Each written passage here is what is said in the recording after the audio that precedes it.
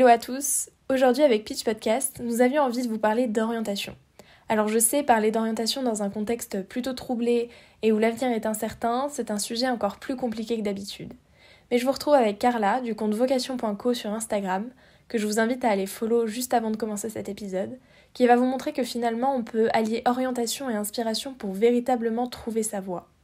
Juste avant que vous commenciez à écouter ce premier épisode, qui j'espère vous plaira, j'aimerais juste faire une petite parenthèse et remercier Carla et Jasmine qui ont accepté de collaborer pour 2 épisodes, dont voici le premier. On vous en dit pas plus pour l'instant sur le second, mais il arrivera très vite. Très bonne écoute.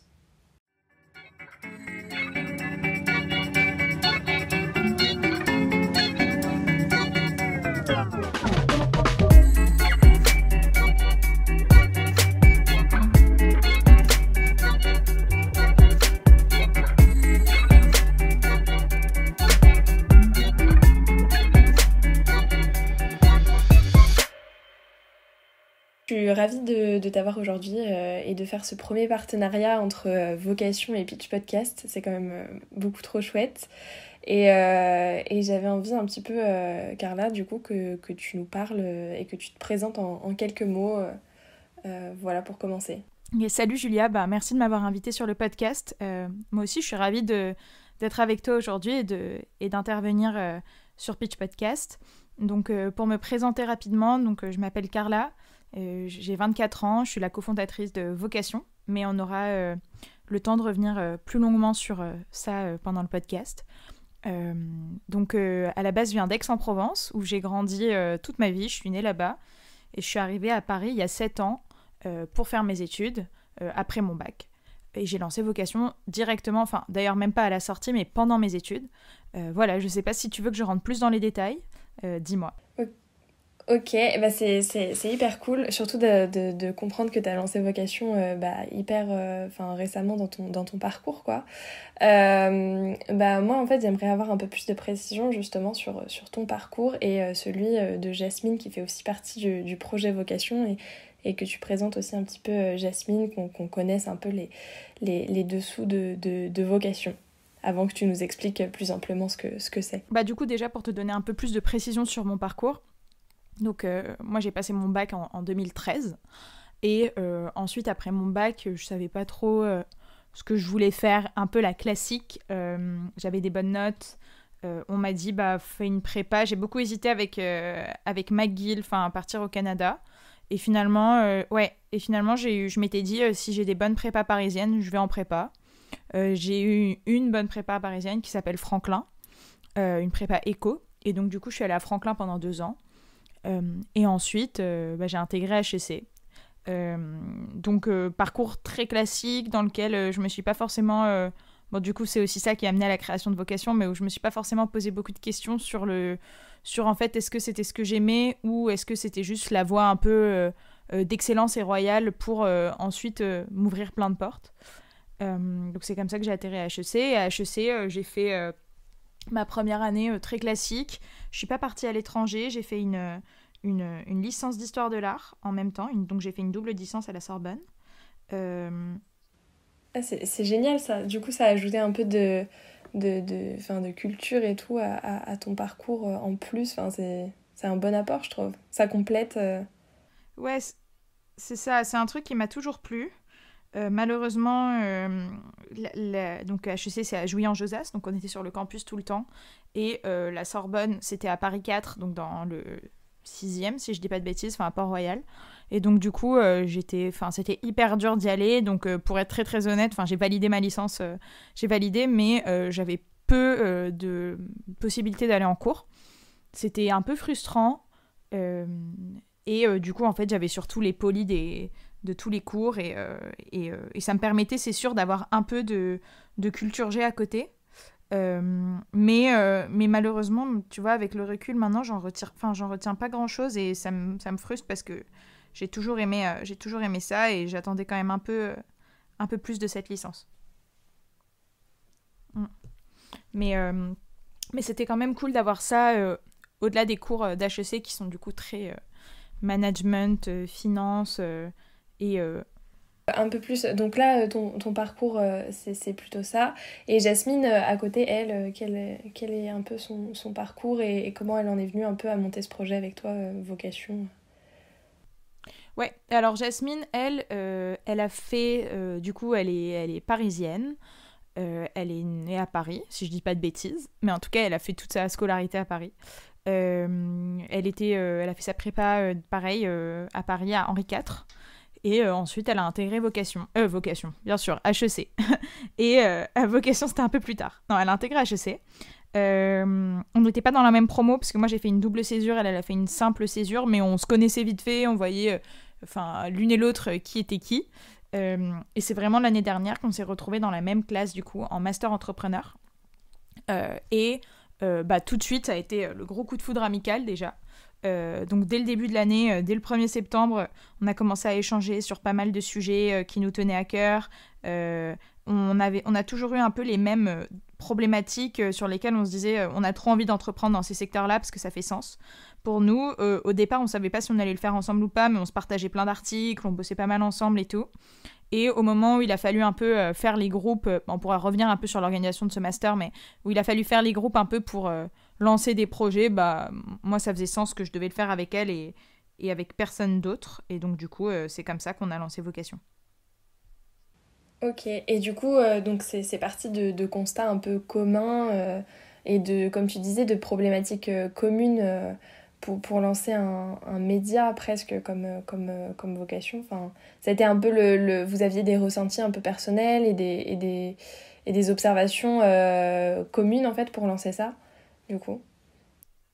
Ouais, c'est exactement ça en fait. C'est juste que nous, on voyait tous nos potes autour de nous être totalement perdus et angoissés au moment de faire leur premier choix professionnel. Et nous, ça commençait à nous tomber dessus aussi. Et on se disait, mais comment ça se fait que quand t'as 23 ans, 24, je sais pas, 25, tu dois faire ton premier choix professionnel qui est quand même un choix important. Et malgré tes études, malgré tout ce que t'as fait, malgré tout ce que t'as pu voir, tu te retrouves hyper angoissé et hyper seul aussi, parce qu'en fait tout le monde se pose les mêmes questions, mais tout le monde se les pose dans son coin, face à ton entrée dans le monde professionnel. Ouais, non mais c'est vrai, mais même nous au stade de la licence, enfin je vois pour les masters, c'est un peu chacun dans son coin et c'est bien dommage en fait de se dire que on pourrait réfléchir à ça. Enfin en plus, surtout que dans l'orientation, il y a beaucoup, enfin il y a le truc qui joue, c'est aussi de se connaître et je pense que les gens entre eux se connaissent et peuvent s'apporter et se dire bah oui cette filière-là elle est faite pour toi, mais celle-ci non je t'y vois moins ou enfin. Il y a tout un aspect en fait assez personnel qui peut être découvert que par l'autre, je pense. Et c'est vrai que si on n'en parle pas et qu'on reste un peu dans son coin, c'est dommage. Donc vocation, ça fait sens. Non, c'est ça. Enfin, en vrai, il y a plein de trucs comme ça où tu vois, genre, je sais pas, moi, typiquement, il y a un mème qui revient souvent, enfin, on l'aime bien, mais en gros, qui dit, genre, par exemple, à tous les gens qui sont en deuxième année d'école et qui doivent chercher leur stage, tu vois, et qui dit, genre, euh, I'm not sure what private equity is, but at this point, I'm too afraid to ask. Un peu en mode, genre, en fait, tu vois, t'arrives à un moment où tu dois faire tes choix. Il y a plein de trucs, tu sais pas ce que c'est, mais t'as tellement peur de passer pour un débile ou celui qui s'est pas trop renseigné que tu poses pas tes questions et tu te retrouves seul alors qu'en fait, tout le monde se pose les mêmes questions, tu vois.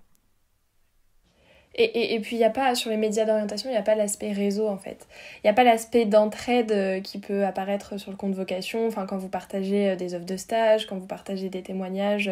Et il y a un côté, je pense, aussi très inspirationnel, alors que dans un média, bon, on va lire, enfin, les médias classiques d'orientation, on va lire un article sur les résultats du bac, sur quelle filière est la meilleure, alors que, bon, sans vraiment voir qui il y a derrière, en fait. Ouais, mais c'est exactement ça. Et la seconde chose sur ça, c'est la question du réseau. Enfin, tu vois, genre, en fait, on a tous des personnes autour de nous qui peuvent nous aider à y voir plus clair, justement.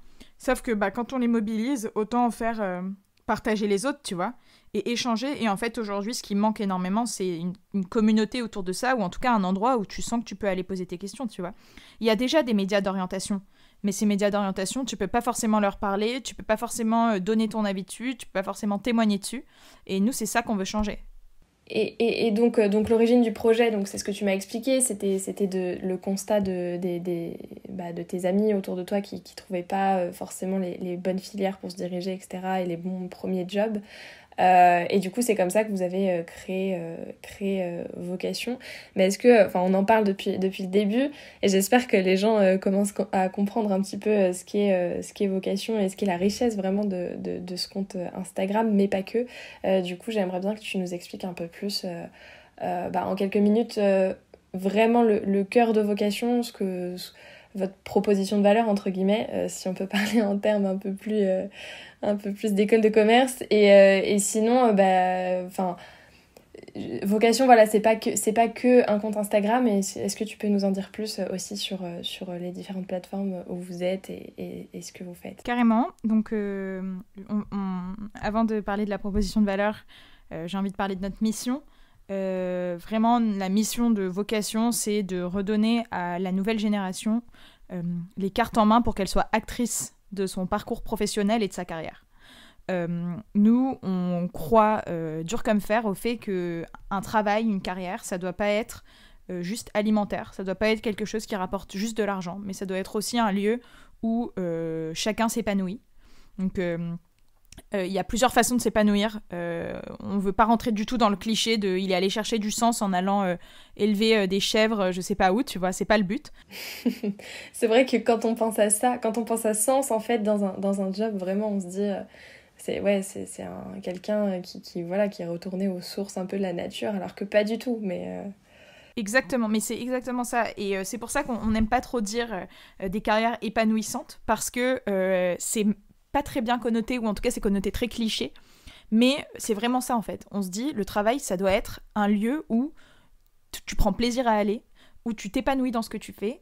Et ça, c'est vraiment ce qu'on... Et pour ça, il faut redonner à tous les jeunes qui cherchent à s'orienter le pouvoir sur leur carrière en leur donnant les cartes en main pour pouvoir faire leur choix en connaissance de cause. Donc ça, c'est vraiment notre mission. Il faut savoir que Vocation, ça a commencé il y a 8 mois, 9 mois maintenant. Donc c'est encore très jeune.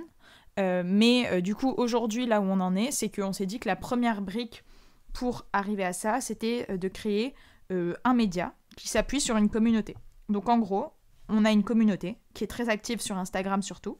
Donc d'ailleurs, si vous voulez nous suivre, ça s'appelle vocation.co sur Insta. Et...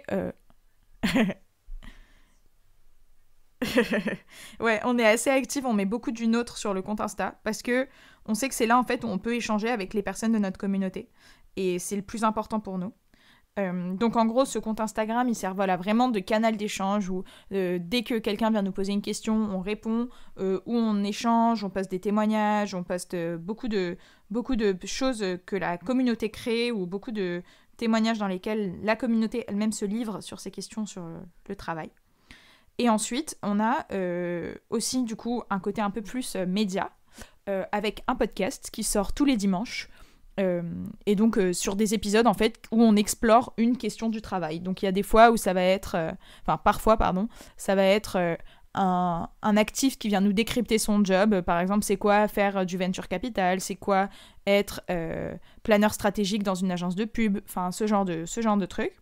Et ensuite, un côté plus inspirationnel, où c'est des personnes qui ont un peu réfléchi sur leur parcours, qui viennent témoigner, nous expliquer comment est-ce qu'elles ont fait leur choix et quel recul elles ont pu prendre dessus aujourd'hui. Donc on a ce podcast-là, on a aussi une newsletter qui sort tous les mardis.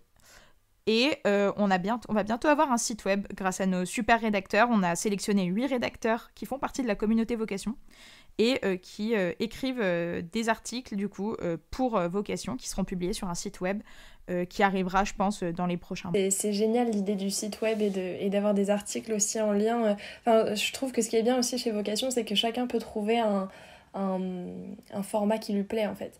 Il y a des gens qui vont plutôt écouter des podcasts, d'autres qui vont plutôt suivre un compte Insta ou juste la newsletter, et ça c'est assez chouette en fait pour l'idée aussi de communauté en fait qui trouve chacun un truc, c'est assez cool ça. Et du coup, cette communauté, comment vous comptez la faire évoluer? Donc au travers du site web, mais Est-ce que vous avez d'autres idées aussi? Alors, on a plein de pistes parce qu'aujourd'hui, c'est cool d'avoir une communauté sur Instagram, mais on a envie d'échanger encore plus, tu vois, de plus favoriser l'interaction. Parce qu'en fait, du coup, aujourd'hui, toutes les interactions sur Instagram, elles passent par nous. Et il n'y a pas il y a pas d'interaction, on va dire, horizontale entre les personnes de la communauté, tu vois. Alors que je pense qu'il y aurait beaucoup à y gagner. Donc c'est un projet sur lequel on va bosser, c'est sûr. On est à fond, mais on n'arrive pas trop à... Enfin, on est déjà à fond de 8h à 21h tous les jours à bosser sur Vocation pour faire grandir. Et c'est un projet qui sera en cours, je pense, pour l'année 2021, de voir comment est-ce qu'on arrive à justement trouver un autre endroit qu'Instagram pour parler avec la communauté. Mais pour l'instant, on va déjà se concentrer sur créer ce site web, créer le média, avoir un média qui soit assez gros, une audience assez grosse, une communauté qui est encore plus engagée. Et ensuite, on passera, je pense, sur quelque chose de plus interactif avec la communauté, ouais. Ok, éventuellement des événements si un jour, si un jour on est déconfiné, ça serait plutôt chouette, je trouve, de pouvoir avoir des genres d'after work ou ce genre de choses autour de... Bah, des événements, je pense que clairement, et puis ça c'est quelque chose qui peut se faire assez facilement, mais totalement. Enfin, bah, d'ailleurs, Juliette était là, mais on a fait des cafés avec certains membres de la communauté Vocation. Bah, du coup, on pouvait être que 6, mais c'était quand même hyper sympa. Nous, ça nous faisait tellement plaisir de voir les personnes en vrai, d'échanger avec vous. Je pense qu'on le refera, c'est sûr. Faut juste attendre qu'on soit déconfiné et que tout aille mieux. Et du coup, donc, en fait, quelles sont vraiment les thématiques qui vous tenir à cœur en fait, dans l'orientation et qui vous tiennent à cœur aujourd'hui avec Jasmine pour Vocation? Ouais. Bah, comme tu l'as peut-être, vous avez certainement dû le déceler, mais bah, déjà c'est le manque de visibilité sur en fait les carrières et le champ des possibles. Donc en fait nous on veut ramener de l'information et de la transparence sur qu'est-ce que tu peux faire en gros après tes études. Donc ça c'est la première. La seconde c'est le côté solitude et un peu chacun dans son coin alors que tout le monde se pose les mêmes questions. Et ça, c'est pour ça qu'on crée cette communauté. La troisième, je dirais, c'est... en fait, ces choix-là, il faut oser les prendre et les faire. C'est pas facile, là j'en parle comme si c'était facile, mais faire ces choix de carrière, c'est hyper compliqué. Il faut oser suivre une voie. Et du coup, nous, ce qu'on veut, c'est aussi déculpabiliser et démystifier le mythe de la voie royale, le mythe qu'il n'y a qu'une seule voie dans laquelle tu t'épanouiras. Et du coup, pour ça, on pense que la meilleure façon de le faire, c'est les témoignages de personnes qui ont osé changer. Et en gros, nous, notre conviction, c'est qu'avec ces témoignages, cette communauté et ce contenu, on permet à chacun de, comme je te le disais, de reprendre en main, de redevenir acteur de sa carrière et d'avoir le courage d'oser aller vers la voie qui lui correspond vraiment. Ok. Et moi, il y avait vraiment un témoignage qui m'avait marqué sur le podcast. C'était... alors, je me souviens plus du nom, mais c'était quelqu'un qui travaillait chez Itch et qui voyageait... je crois qu'il était country luncher, il me semble. Et vraiment, il avait changé un peu du tout au tout aussi. Et c'est vrai que c'est très inspirationnel et ça montre qu'on peut se tromper aussi dans une voie et pouvoir changer... assez rapidement et se plaire, s'épanouir beaucoup plus dans un métier auquel on n'avait pas du tout pensé au début et je sais que ça m'a beaucoup marqué. C'est ça, après cet épisode-là, on a reçu plein de messages en nous disant mais déjà je connaissais pas ce job-là, c'est incroyable, je veux faire ce job parce qu'en fait, du coup, grâce à ça, notre mission elle était remplie parce qu'on a rapporté de l'information sur, il y a un job qui existe, c'est le job de country luncher en plus, il a suscité chez certains une envie d'aller découvrir le job en profondeur. En plus de ça, du coup, comme tu le dis, il a pas mal changé, réfléchi, fait plusieurs choses dans sa vie. Donc ça te montre que c'est possible de changer et qu'en fait, ta carrière, c'est pas, elle se décide pas le jour où tu sors d'école et où tu choisis ton premier job. Donc pareil, c'est ce côté déculpabilisant. Et ensuite, le côté communautaire où après, voilà, on a pu échanger avec la communauté au sujet de ce podcast-là. On avait posé plein de questions sur Instagram, je me rappelle, du style, voilà, si tu devais choisir un pays où aller vivre ou aller lancer une boîte, ce serait lequel. On a reçu plein de témoignages, enfin, tu vois, donc voilà, pour nous, notre mission, elle est remplie à partir du moment où ces trois critères sont satisfaits. Ok, du coup, moi, j'avais une autre encore petite question, mais est-ce qu'il y a un invité un jour qui t'a marqué ou peut-être dont tu étais fan et que tu as été super contente de pouvoir interviewer au travers du podcast ou recevoir son témoignage sur le compte Instagram ou voilà, pour vocation. Elle est compliquée cette question. Déjà, il faut savoir que nous, sur Vocation, on ne présente pas... Donc, il y a beaucoup de podcasts qui présentent que des parcours de stars, on va dire. Où, en fait, tu n'as que des gens qui ont X années d'expérience et qui ont fait des trucs de dingue, etc. Nous, c'est pas ce qu'on veut. Le but, c'est de présenter justement des parcours dans lesquels on peut s'identifier. Après, en termes de parcours... Donc, par contre... toutes les personnes qui passent sur Vocation ont quelque chose à dire et sont inspirantes. Enfin, on n'interviewe pas quelqu'un qui a pas forcément, qui a pas pris de recul sur ses expériences ou qui n'a pas, qui n'a pas vraiment une vision des conseils à donner ou un retour d'expérience un peu, on va dire, riche à donner. Et sur ça, vous avez un processus un peu de sélection ou pas du tout? Ou c'est des gens qui vous inspirent vous déjà ou... Il y a un peu de deux façons. Il y a nous qui réfléchissons à des sujets qu'on veut aborder. On le fait de plus en plus. Ah oui, donc ce que j'ai pas dit, c'est quand même qu'on a lancé le podcast en littéralement 3 jours. Donc en fait, on s'est dit, ok, il faut qu'on fasse ça, il faut qu'on décrypte des métiers parce qu'il y a trop de gens qui comprennent pas ce qui se cache derrière et il faut aider à y voir plus clair.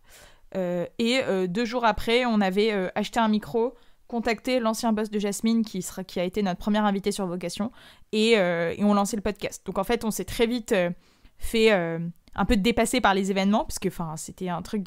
Après, il fallait en sortir un toutes les semaines, quoi. Mais du coup, au début, on subissait, entre guillemets, un peu le truc en mode... dans le sens où on réfléchissait à l'épisode de la semaine d'après, une semaine avant. Donc voilà, c'était un peu compliqué. Mais on n'a jamais sacrifié la qualité, hein. Vraiment, c'était le plus important pour nous.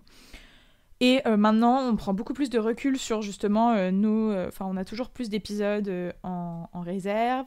On réfléchit beaucoup plus à comment est-ce qu'on veut interviewer les gens, quelle trame on veut donner à chaque épisode, en fonction de la personne qui va passer. Et sur ça, on réfléchit toutes les deux ensemble. Et dès qu'on voit un profil qu'on trouve vraiment intéressant, on lui propose de passer sur le podcast. Sinon, il y en a pas mal qui viennent à nous aussi. Et à ce moment-là, on fait un call avec la personne et on voit si oui ou non ça peut être intéressant de l'inviter. Ok, trop cool. Et donc revenons-en à notre petite question.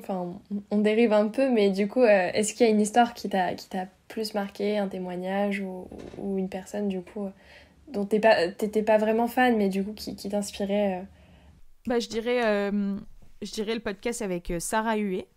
Sarah Huet qui a changé de job. Elle a 35 ans et elle a changé de job 7 fois déjà. Et donc, ce qui était assez dingue, c'est que justement, je l'ai trouvée hyper décomplexant parce qu'elle est passée de l'audit au conseil en strat à un job chez Thales, puis un job chez LVMH en digital, et maintenant elle bosse dans un fonds d'investissement qui s'appelle Partech. Elle est responsable, elle bosse sur le support au portefeuille. Donc tu vois plein de jobs différents dans plein d'industries différentes et de façon hyper décomplexante. Vraiment, tout le podcast, elle dit mais faut arrêter de croire que le choix que vous allez faire à 25 ans, il va conditionner le reste de votre carrière. C'est totalement faux. Il faut se détendre sur ça. C'est pas comme ça que ça marche. Et elle montre aussi à quel point l'audace est importante, le fait d'aller parler aux gens, de se créer un réseau.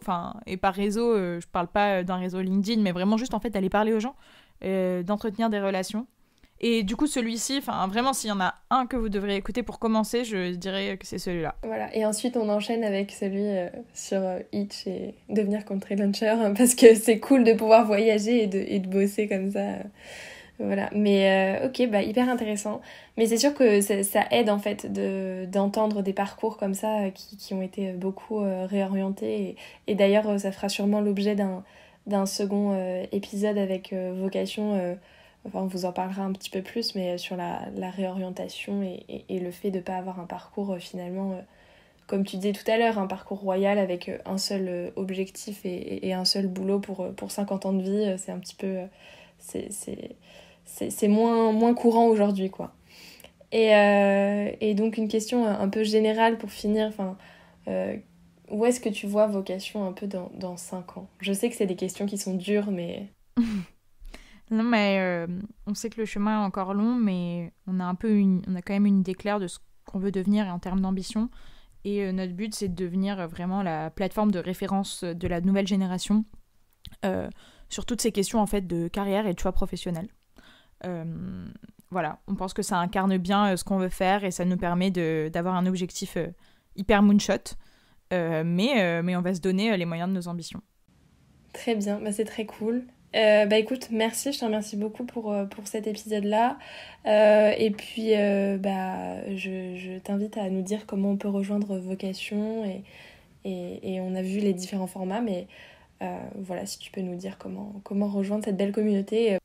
Yes, carrément. Alors, je pense que la façon la plus directe de nous rejoindre, c'est d'aller sur Instagram et de nous suivre sur Instagram à vocation.co. Ensuite de là, vous aurez accès à tous les liens vers nos podcasts, notre newsletter, et bientôt notre site web, donc du coup dans le lien dans la bio. Mais après, si vous voulez regarder le podcast, pardon, c'est Vocation, tout simplement. Et c'est une petite pochette jaune, donc vous la louperez pas. Voilà. Le jaune de Vocation, on le reconnaît et c'est trop cool. Enfin, au moins, ça nous permet de reconnaître Vocation un peu partout. Écoute, merci beaucoup pour cet épisode. Et puis, on se donne rendez-vous du coup bientôt pour un prochain. J'espère que ça aura aidé beaucoup d'étudiants de l'ICP et surtout que ça aura aidé pour découvrir le compte Vocation et un peu démystifier... aussi les études supérieures et les parcours, comme on disait, un peu royaux. Donc ça, c'est très cool. Merci beaucoup, Carla. Et puis, à très vite, du coup. Ouais, merci beaucoup, Julia.